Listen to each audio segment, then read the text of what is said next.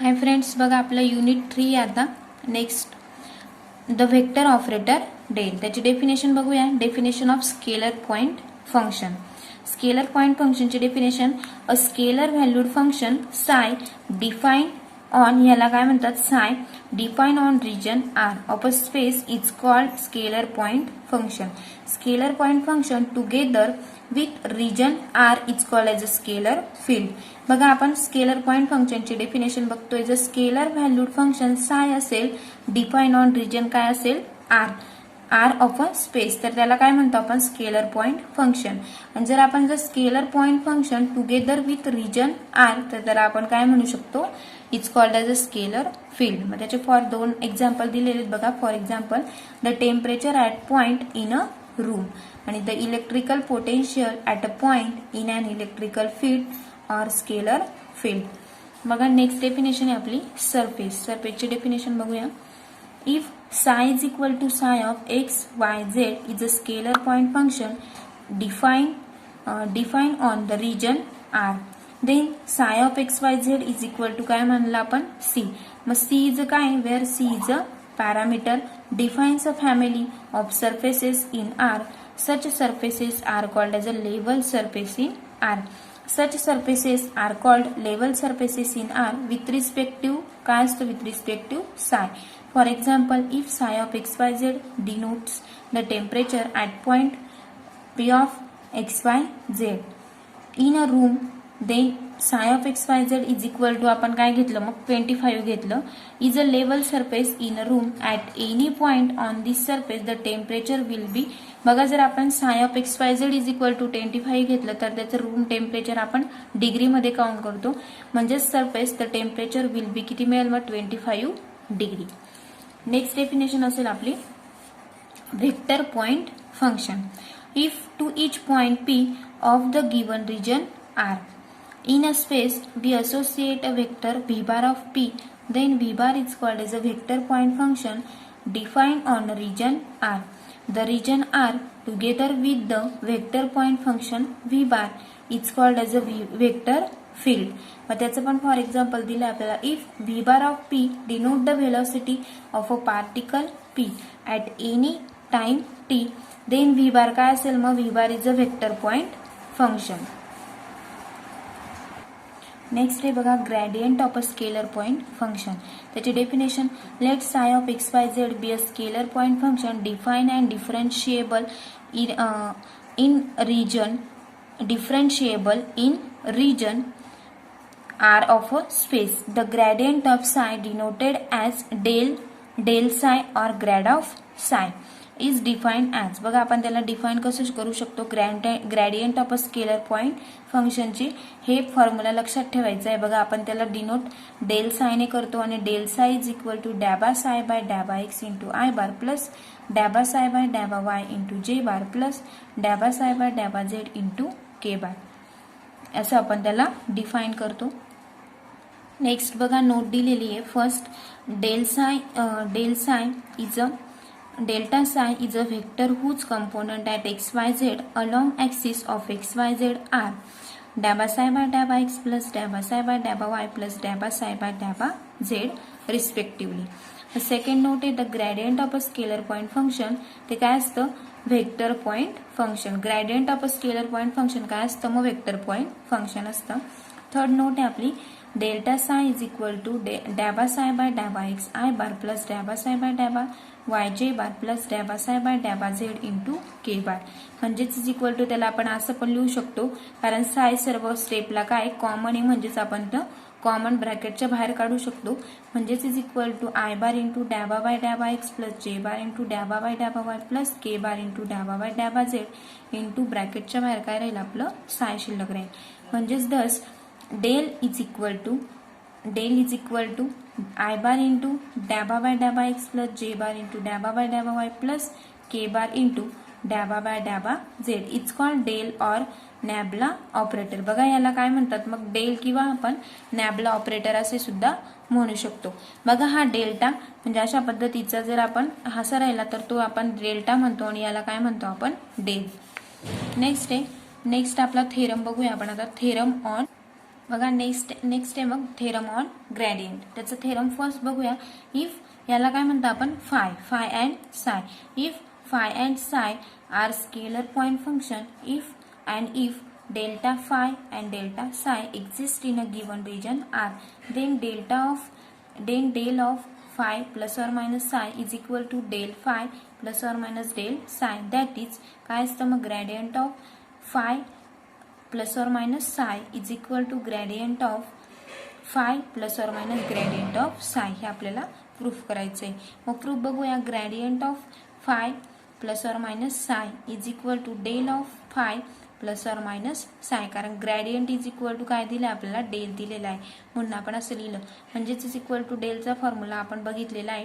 काय असतो तो आय बार इंटू डॅबा बाय डॅबा एक्स प्लस जे बार इंटू डॅबा बाय डॅबा वाय प्लस के बार इंटू डॅबा बाय डॅबा z into phi plus or minus psi. काय घेतला आपण प्रत्येक स्टेपमध्ये होता म्हणून काय केला कॉमन काढला ब्रॅकेटच्या बाहेर. म्हणजेच इज इक्वल टू आता आपण प्रत्येक स्टेपला काय करून घेऊ फाय अँड सायने काय करून घ्यायचं आहे आपल्याला मल्टिप्लाइड करून घ्यायचं आहे. म्हणजेच is equal to I bar into डॅबा बाय डॅबा x into phi plus or minus psi plus जे बार इंटू डॅबा बाय डॅबा y into plus phi plus or minus psi plus K bar into डॅबा बाय डॅबा z into phi plus or minus psi. या पद्धतीने म्हणजेच is equal to आता आपल्याला याला मल्टिप्लाय करून घ्यायचं आहे.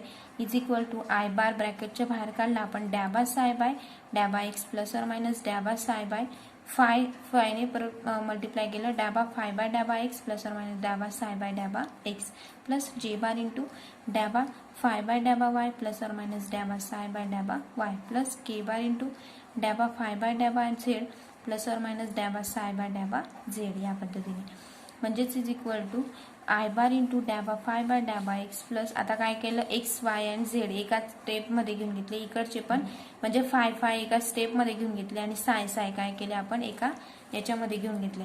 म्हणजेच आय बार इंटू डॅबा फाय बाय डॅबा एक्स प्लस जे बार इंटू डॅबा फाय बाय डॅबा वाय प्लस के बार इंटू डॅबा फाय बाय डॅबा z plus or minus bracket of i bar into डॅबा साय बाय डॅबा एक्स प्लस जे बार इंटू डॅबा साय बाय डॅबा वाय प्लस के बार इंटू डॅबा साय बाय डॅबा झेड.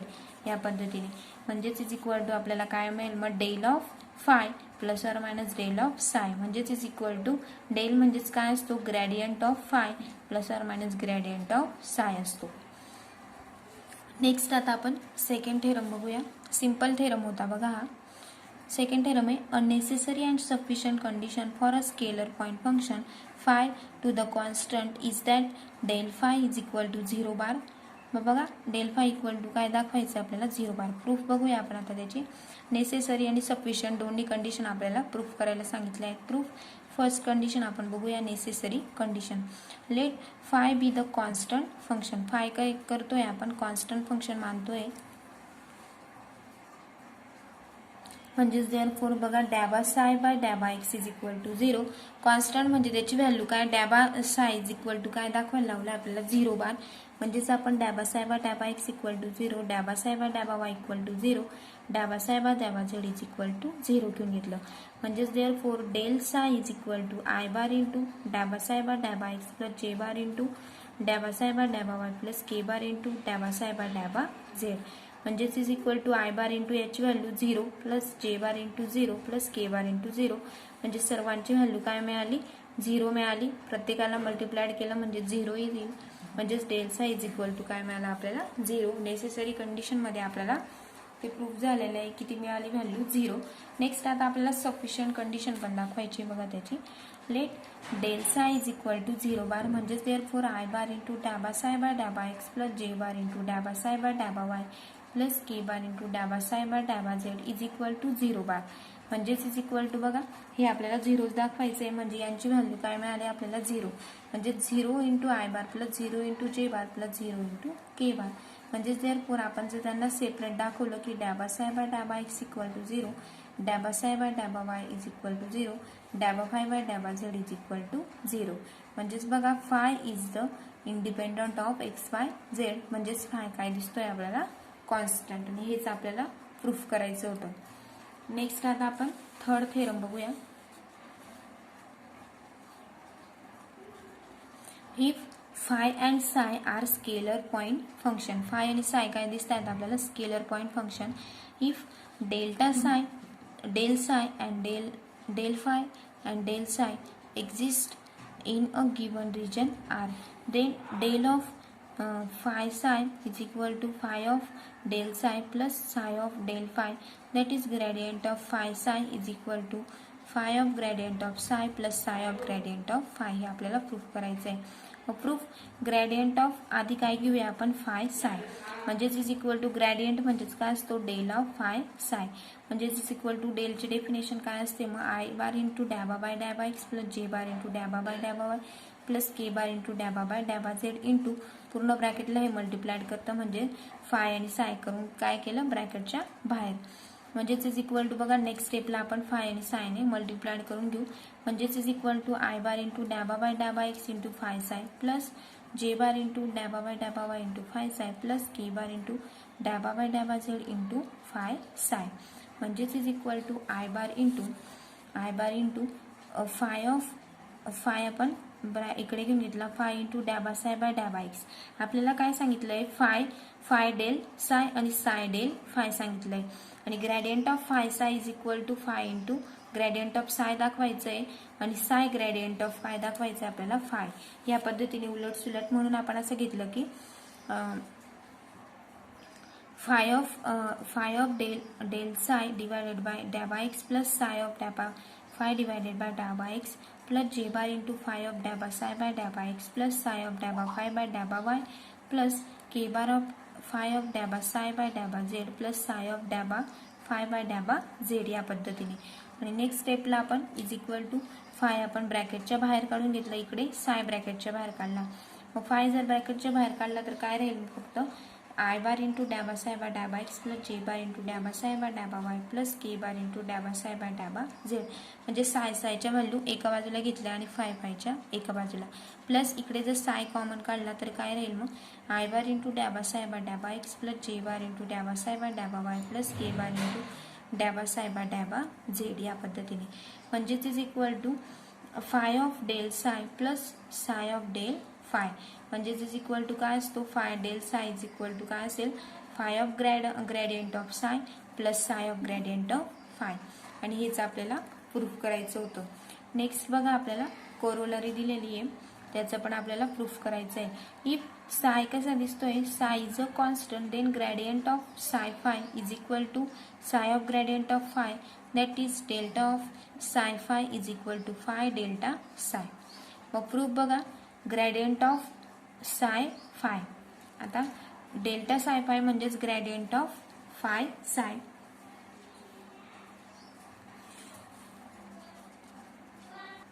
म्हणजेच इज इक्वल टू बघा is equal to del of psi phi, del आपण ब्रॅकेटच्या बाहेर काढून घेतला del of psi phi is equal to काय मिळेल मग साय इकडे घेतला psi into del phi plus phi into del of psi, म्हणजेच इज इक्वल टू काय राहील मग साय ऑफ डेल फाय, कारण since del psi is equal to काय असतो 0, म्हणजेच इज इक्वल टू काय आन्सर येईल आपलं साय ऑफ ग्रेडियंट ऑफ फाय, आणि हेच आपल्याला प्रूफ करायचं होतं. नेक्स्ट बघा लास्ट थेरम आहे आपला theorem 4. If phi and psi are two scalar point function, phi आणि साय काय दिलेले दोन स्केलर पॉइंट फंक्शन दिलेले आहेत. If delta psi and delta phi and delta psi exist in a given region R, then delta of phi divided by psi is equal to psi delta phi minus phi delta psi divided by psi square, provided psi is not equal to 0, and that is gradient of phi divided by psi is equal to psi gradient of phi minus phi gradient of psi divided by psi square. हे आपल्याला proof करायचं आहे. मग proof बघूया. Gradient of five divided by साय हे आपल्याला दिलेलं आहे. ग्रेडियंट म्हणजेच काय असतो डेल ऑफ साय डिवायडेड बाय फाय, आणि डेलचा फॉर्म्युला काय असतो तो आपल्याला पुट करायचा आहे आय बार इंटू डॅबा बाय डॅबा एक्स प्लस जे बार इंटू डॅबा बाय डॅबा वाय प्लस के बार इंटू डॅबा बाय डॅबा z into phi divided by psi, म्हणजेच इज इक्वल टू बघा फाय डिवायडेड बाय साय सर्व स्टेपला कॉमन म्हणजेच आपण ब्रॅकेटच्या बाहेर करून घेतलं.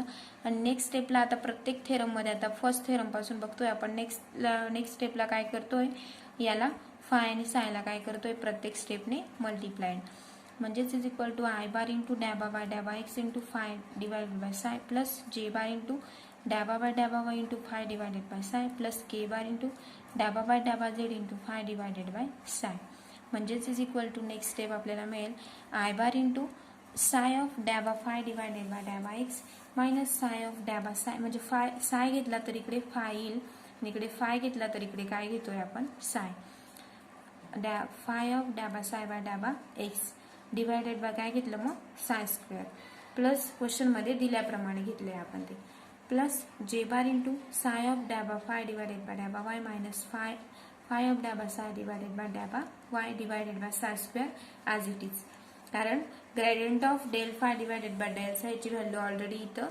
दिलेली आहे डिनॉमिनेटर ॲज इट इज म्हणून आपण तो तसाच तसा ठेवला plus K bar into phi of डॅबा साय बाय डॅबा झेड मायनस फाय ऑफ डॅबा साय बाय डॅबा z divided by psi square म्हणजेच इज इक्वल टू बघा आपण आता साय जर कॉमन काढला तर काय राहील मग आय बार इंटू डॅबा फाय बाय डॅबा एक्स प्लस जे बार इंटू डॅबा फाय बाय डॅबा वाय प्लस के बार इंटू डॅबा फाय बाय डॅबा झेड बघा साय कॉमन काढून घेतला आणि प्रत्येक स्टेपला फायच घेतलं divided by psi square as it is minus five into आता इकडे फाय कॉमन काढला तर काय शिल्लक राहील मग आय बार इंटू डॅबा साय बाय डॅबा एक्स प्लस जे बार इंटू डॅबा साय बाय डॅबा वाय प्लस के बार इंटू डॅबा साय बाय डॅबा z divided by psi square as it is म्हणजेच इज इक्वल टू ही पूर्ण स्टेपला आपण हा फॉर्म्युला कशाचा दिसतोय आपल्याला डेल सायचा दिसतोय म्हणजेच डॅबा साय ॲज इट इज आणि हा फॉर्म्युला डेल सायचा दिसतोय डिवायडेड बाय डिनॉमिनेटर साय स्क्वेअर ॲज इट इज